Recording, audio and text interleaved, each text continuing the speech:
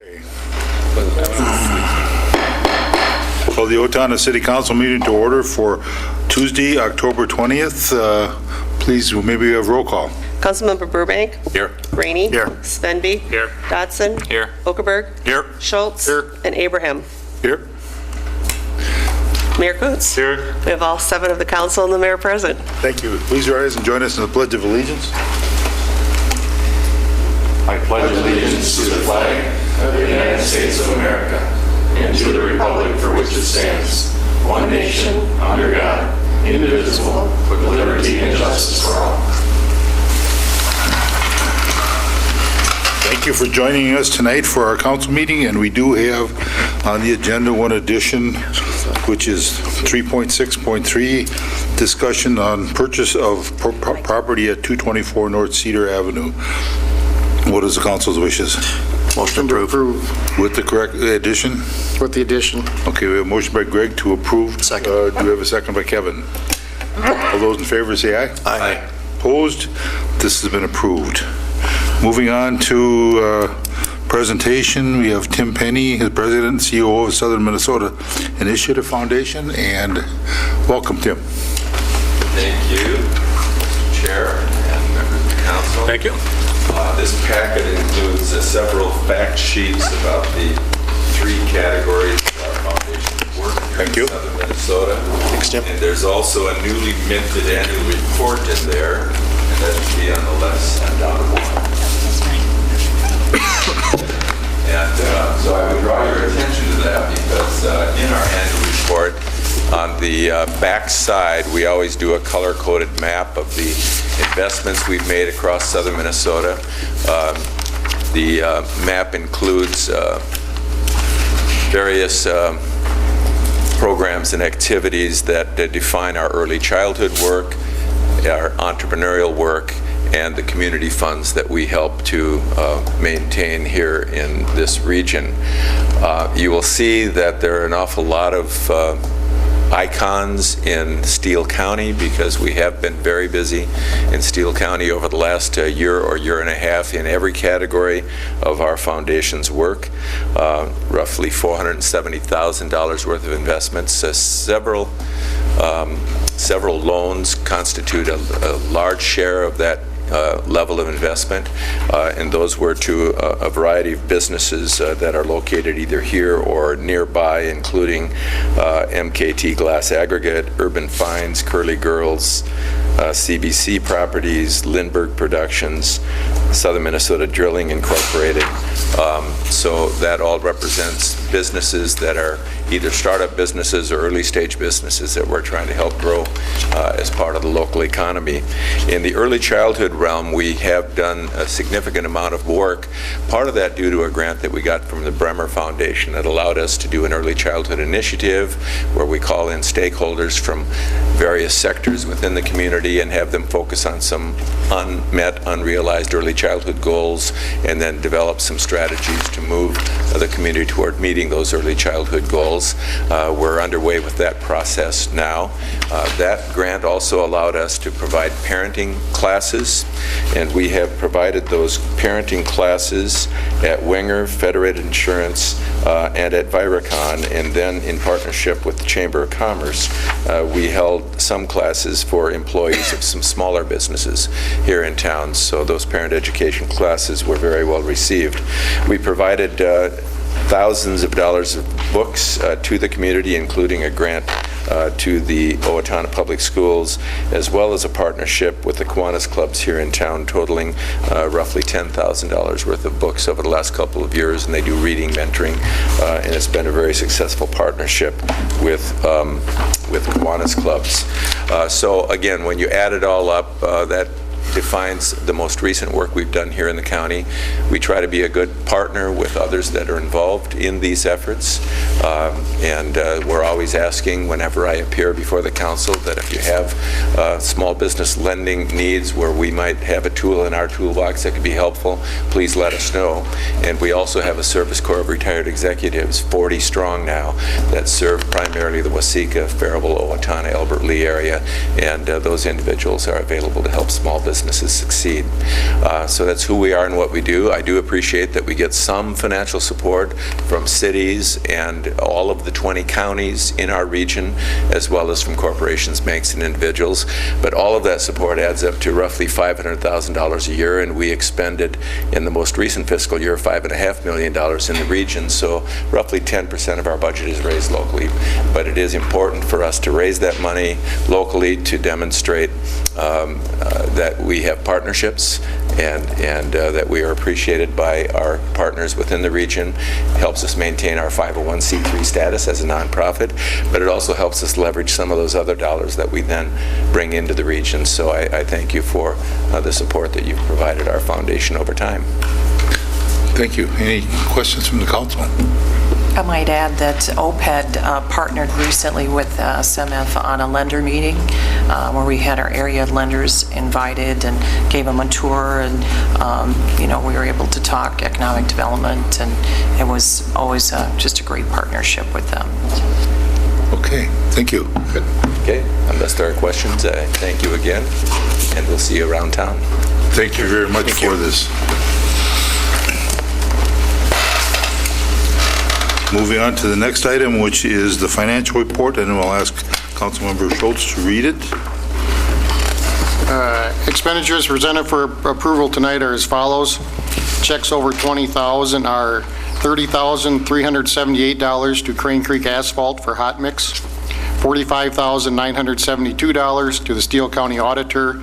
That's the third quarter law enforcement center costs. $32,091 to Step Manufacturing for a hot patch trailer. Other expenditures of $193,415, making total expenditures presented for approval tonight of $301,859.06. Thank you. Motion to pay the bills. We have a motion by Kevin Rainey to pay the bills. Do you have a second to that? Second. Second by Brent Svenby. Any further discussion there? Seeing none, all those in favor say aye. Aye. Opposed? This has been approved. Moving on to consent agenda items, which are council minute meetings, permit requests, et cetera, board and commission reports, all grouped into one motion. What is the council's wishes there? Motion to approve. Motion by Nate Dotson to approve. Do we have a second to that? Second. Second by Dave Burbank. Any further discussion? Seeing none, all those in favor say aye. Aye. Opposed? This has been approved. Moving down to action items, got 3.2.1, property proposed ordinance 12-15 to amend section 115-20 or .20 to disorderly use, and this will move to Chris or Mark. I think Mark will take this. Right.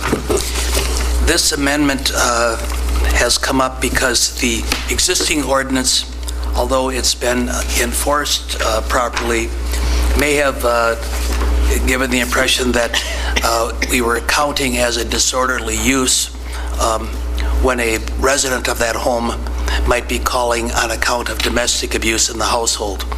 So the disorderly use ordinance, as you may recall, is the ordinance that provides that after so many public service calls or police calls to a residence, the city may assess a fee.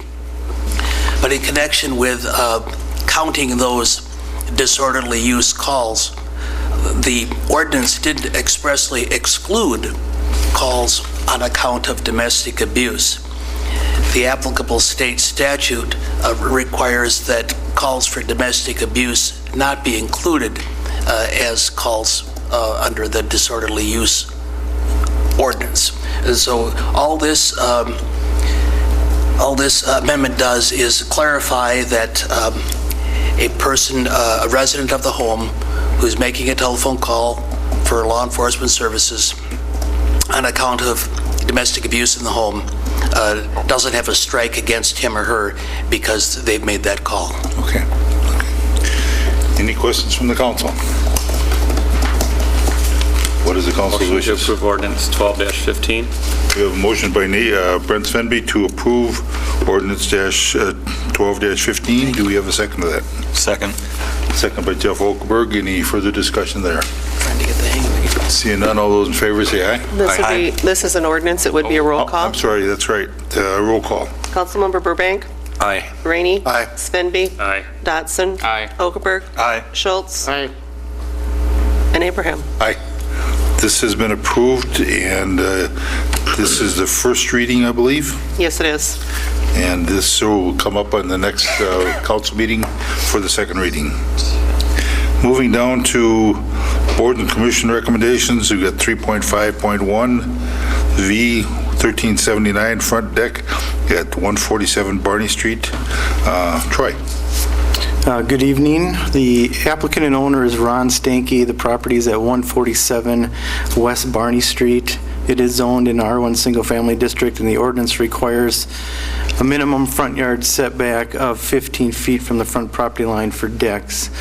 The applicant had purchased the property to renovate and eventually live in the property. He began to do work prior to issuing a building permit. Once notified, he did submit plans for a building permit, but the deck had pretty much been completed. Upon review of that, it was noted that the deck was 14 feet from the front property line rather than 15, and thus he's applying a variance request for that extra foot. The structure would still need a building permit and meet all the building code requirements, and there will be a process to achieve that. There are a number of decks in the neighborhood that are of similar size and location and style, so it does fit in well with the neighborhood. We did have a planning commission meeting, public hearing at the planning commission. We did not have anyone object to the request. In fact, we got a couple of neighbors that called and felt that the deck was a big improvement, looked nice, and it was a big improvement to the neighborhood, which I think we all agree is the case. The planning commission did recommend approval with the conditions that the applicant obtain a full building permit and meet all the requirements of the building code for the deck, and that the deck not be expanded beyond its current footprint. So staff would recommend approval as per planning commission recommendation. Thank you, Troy. Any questions from the council? Motion to approve. We have a motion by Nate to approve. Do we have a second to that? Second. Second by Brent Svenby. Any further discussion here? I have a couple of questions. Couple things bother me about this. The deck looks fine, and I don't have an issue with that. The owner got a permit for the other deck he built. I'm curious why he didn't get a permit for this deck. The main thing, though, is setting a precedence of people building things that don't meet the requirements, thinking somebody won't find out, or just doing it because they didn't know, and then ask for forgiveness later. And I'd hate to set a precedence where somebody has an obvious situation, they just go ahead and build it, hoping nobody sees it, or if they do later, we'll just get a variance for it. And that whole scenario bothers me just a little bit. I guess, Ron, you're here. Could you come up to the microphone and respond to that, please?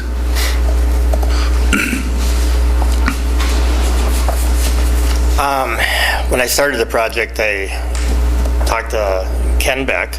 He met me at the house, and I told him that the front steps, he was going to walk up the front steps, and I said, don't walk up them, they're not safe to be walking on, and I'm replacing everything.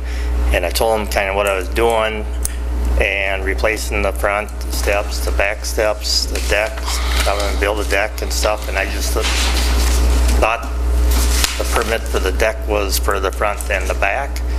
And I went ahead and I just built the steps and built the deck in the back and in the front, and then I found out I needed a permit on both. So there's kind of a miscommunication there, and now, get the permit, but it just got to go through you guys, get everything finalized. So I think I did a nice job building Well, no, it. I understand. I don't have any problem with that. Don't get me wrong. It looks nice, and it fits in the neighborhood, and I know the neighbors don't object to it, and they're happy with everything. Yeah. I'm thinking beyond that is a precedent-setting thing, that's all. Kevin?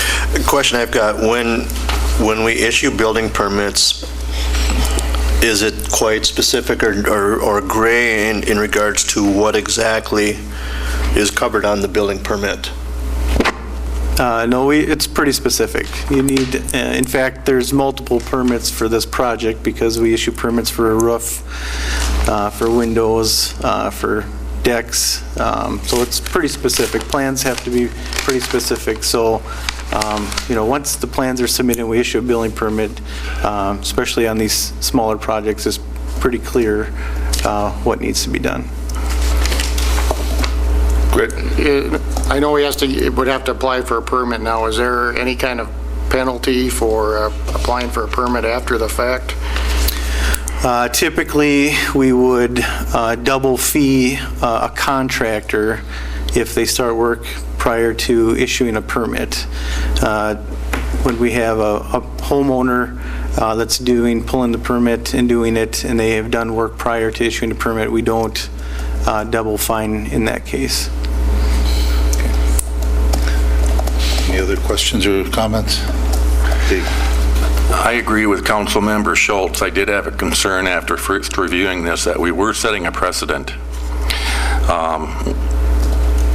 Now, my understanding was that the face board on that deck, that's what they measure back. Yeah. So the steps put it out of compliance, is that correct? No, the steps is actually from the original steps. The steps is about almost a foot smaller than Okay. the original. Just the way it all laid out. And so I think the steps, there's not a distance from the property line, Okay. but it's the front of the deck. And Okay. so I just kind of, so you had enough room between the front porch and the deck, made it the way it is, and it lines up with all the neighbors' houses.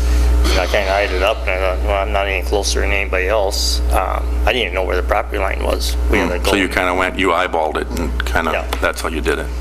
Okay. And then I went and found the property pins, to get an exact Sure. measurement, and I'm about a foot short. Well, I think the property, it's a definite improvement in that neighborhood. It looks nice. I've had So- many people stop when I was working on it, thanking me for Right. doing what I did. And it seems to be a trend to put decks on the back and the front of a home in different neighborhoods I've seen around the state, so maybe you're onto something. Nate? Well, I think that's a valid concern about the precedent. I think this is a reasonable explanation as to how it happened. It's understandable. And I guess I would say to anybody else that's going to try it, worst case scenario, you got to tear it down. So I don't know if it's worth the gamble, if anybody's going to willingly do it. But I would say if we've got the option to double bill for the permit if need be, if it's a situation where it is fairly egregious. But I think the bar has got to be pretty high for us to I guess after the fact, if someone made an honest mistake, to really try and stick it to them. I think it's reasonable. I don't see As far as the permit cost for this, would the actual permit be for this? For the deck, I think we're probably in the $50-$60 range For a deck? for the permit. It's based on the value. I Okay. think the back deck that I put on the permit was actually about 40. Yep, and I think 40. that one's a little smaller, so. Yeah, the back deck is bigger than the front. Yeah, that 40 to 60 range. Yeah. Well, I don't have a problem with this variance, but I want it out there that, hey, this isn't something that's a normal thing to happen. Right. I guess from what I see here, looking at this, you got 39 inches from the door to the front rail, which is just barely adequate for walking in that area. If it had come to us prior to this, I would say yes for the variance with no problem. The problem that I've got is waiting till after it's found out that you didn't have a permit, that I've got the concern, as does Greg and Dave. So that part is kind of slap the fingers a little bit for not doing it the right way. But as it is right now, you would have to get a permit for this. That's correct? Yes, he will have to get a permit for this deck. Okay. And we do have a motion and a second to approve it as requested. Yep, we have a first by Yes, Dodson, yes. second by Schultz, or second by Spendy. So, any further discussion on this? Kevin? I agree with Nate. The next time this comes before us, I don't think any of us will be very lenient. I think this happens more often than we realize. And not saying you did it intentionally. I'm not saying that at all, but I think that there are building structures being built without permits, and should this come up again, I would anticipate that there will be a larger permit fee than they anticipated. Okay, thank you. Any other comments?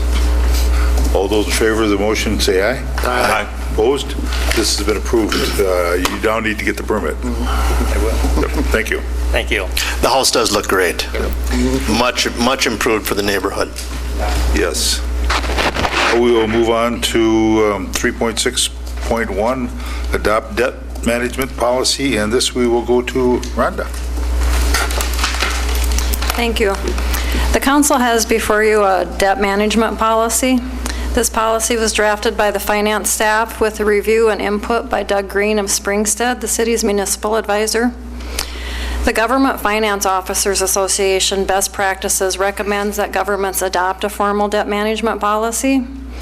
A debt management policy should improve the quality of decisions, articulate policy goals, provide guidelines for structure of debt issuance, and demonstrate a commitment to long-term capital and financial planning.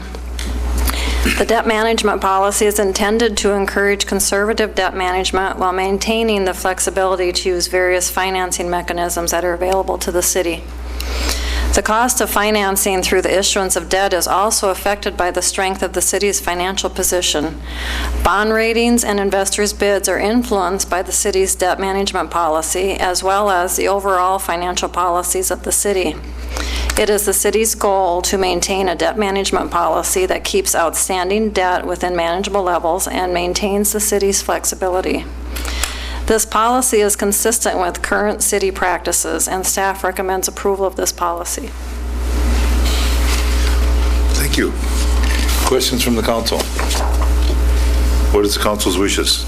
Motion to approve. We have a motion by Kevin Rainey to approve. Do we have a second to that? Second. Second by Greg Schultz. Any further discussion? Seeing none, all those in favor say aye. Aye. Opposed? This has been approved, and thank you, Rhonda. Moving on to 3.62, adopt policy revisions in personnel policy and procedure manual. And this will go to Chris. Actually, we have Lynn here this evening, our HR coordinator. Oh, there she is. She is. Kind of tucked away. Okay, Lynn. Oh, All right, good evening. Tonight, I bring to you 2 updates that I'd like to include in our policy manual for employees. And the first one is in regards to health insurance 6.1.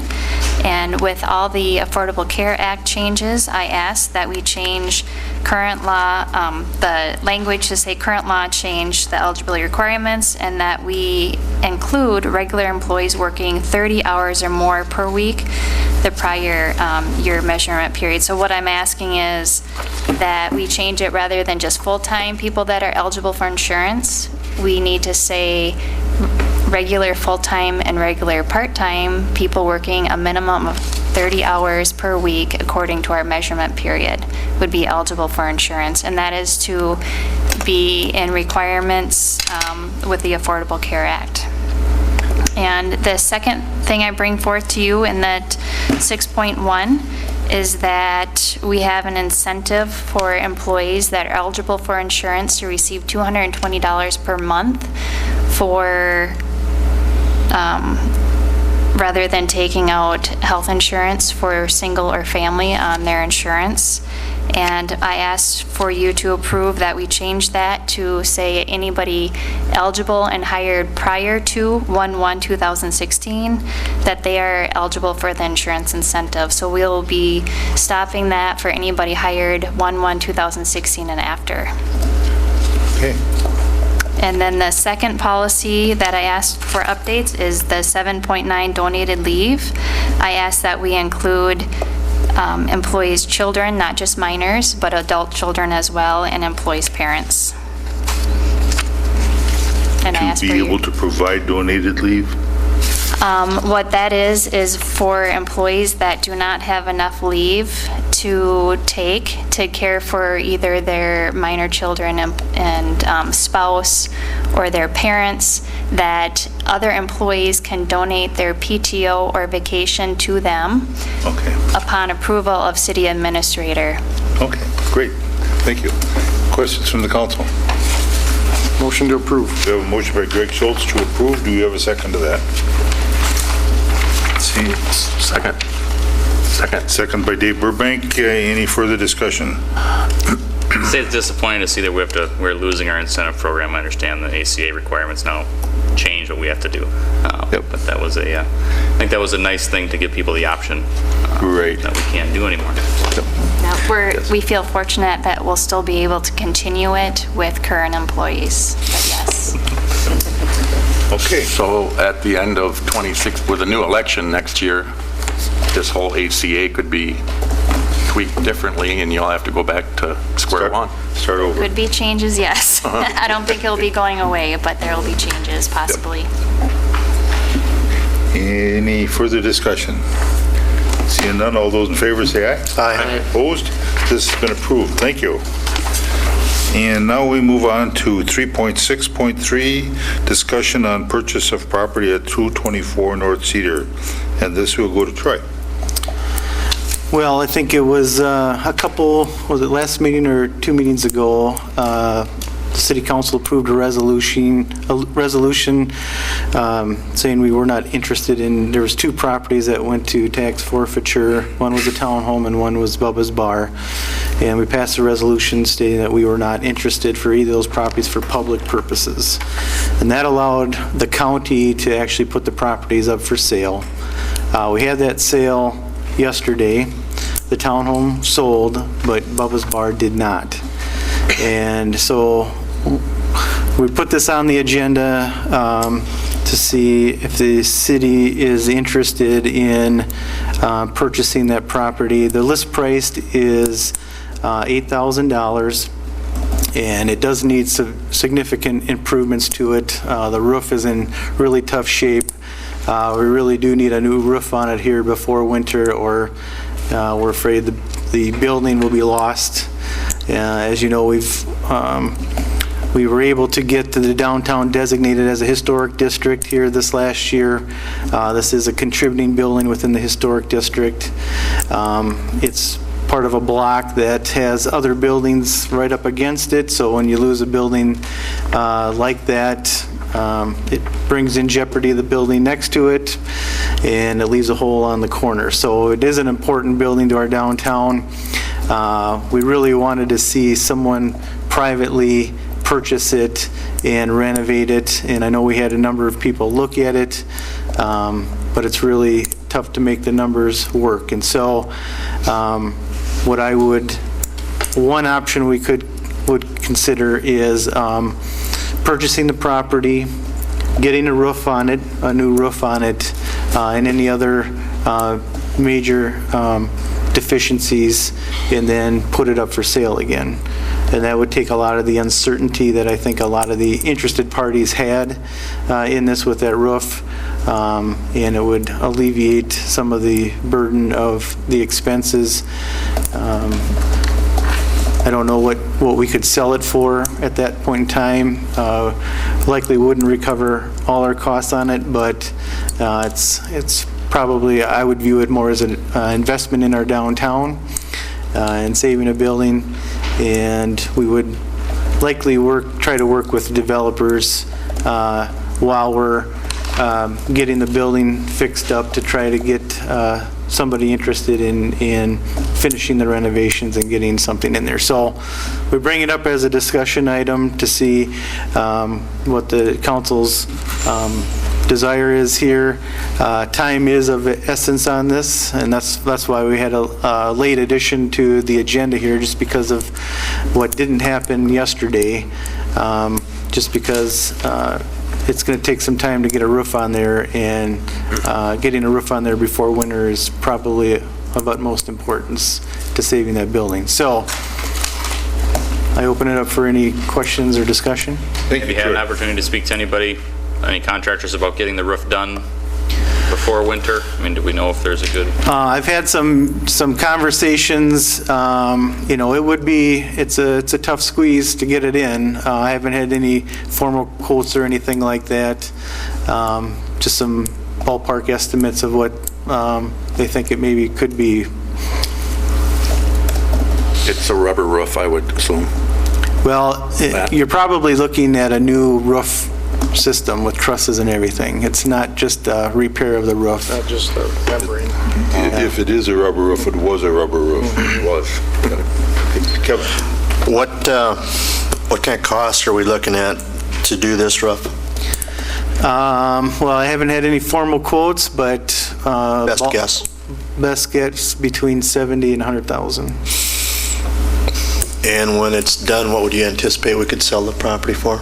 That, I don't have a good number for you. I think we would be working, trying to work with developers to try to finish the renovations. There might be a redevelopment TIF district that could be used that would help us recoup a lot of those costs as well, or tie it into maybe a bigger project.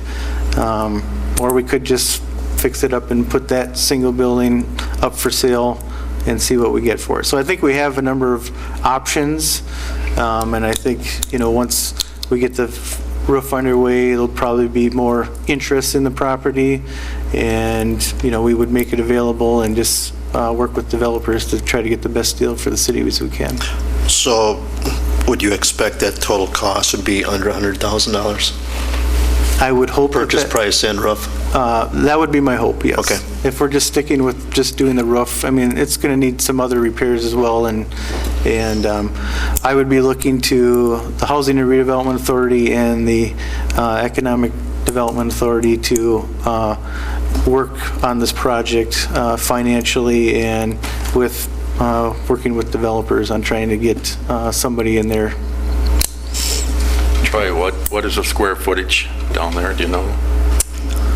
I would say the footprint is probably close to 3,000 square feet, and it's 2 stories.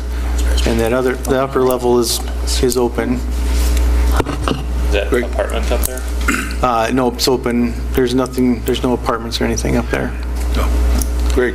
I've thought about this a couple different ways, and I think what you're talking about is probably the best scenario. I think we owe it to our citizens to see that the building is at least stays there. If the building is left to deteriorate and it comes down, there probably isn't a wall in the building next to it, so that's going to affect that building. It'll have a big domino effect.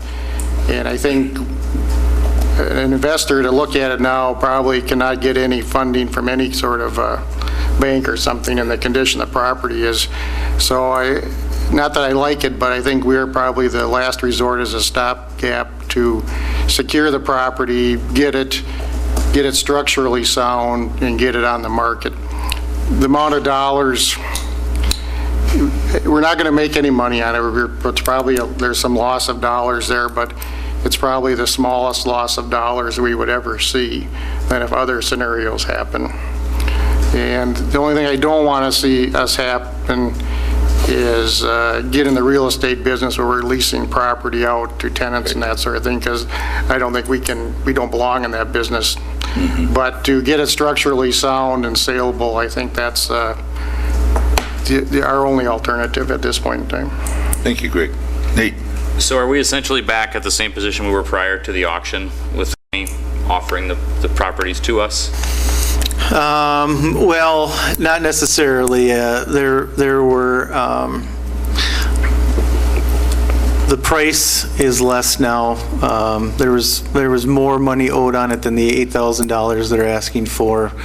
There was also some other liens on it that got waived during that tax forfeiture process. So it's going through that process, alleviated some of the liens that were on it, some of the liability financially for acquiring it.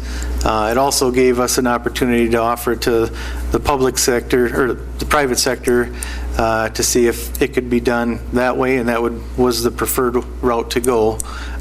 Since that didn't happen, I think we're in a position where we either do something or we let it go and just deal with the consequences.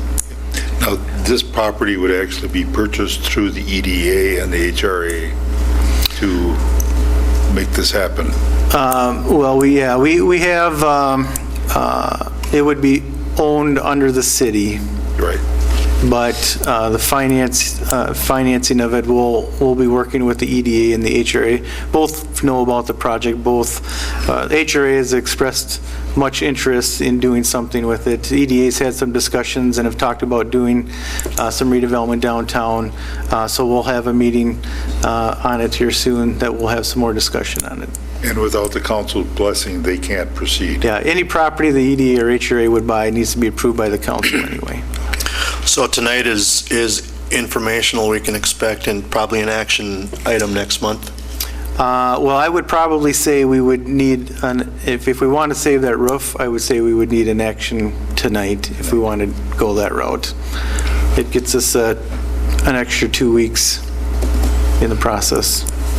I do agree with Greg that if this building is not protected and preserved, the domino effect is going to go down to the alley where there are no insulation on the inner walls of the other buildings adjacent to it. And as a result, if that comes down, those buildings will be next in line as you go down the alley or down the street. So I think in our best interest that we do that. And I guess my position is that we should give them tentative approval to proceed with it through the EDA and the HRA. So I guess, any other questions or comments from the council? I guess the only other thing I would add is, I agree with Greg, the other issue I think we need to be aware of is we take this building or we repair it. We do have vacant buildings downtown, so we need to be a little bit careful about, we are going to be competing against other property owners in the downtown area. So I think we have to make sure that once that does come up for sale, we are going to be fairly accommodating, but we need to make sure that we are not. The city can always beat a private investor or owner. I think we need to be a little careful about that in these situations, that we're not giving something away to the detriment of the taxpayers that are allowing us to do this project. I agree we're walking a fine line here, but the realities of it, it's probably the best scenario. Right. Yeah, I agree. So I guess with that, what is the council's wishes? I'd make a motion we pursue it. Okay, we have a motion by Greg Schultz to pursue it. Do we have a second to that? Second. Second by Nate Dotson. Any further discussion here? Seeing none, all those in favor say aye. Aye. Opposed?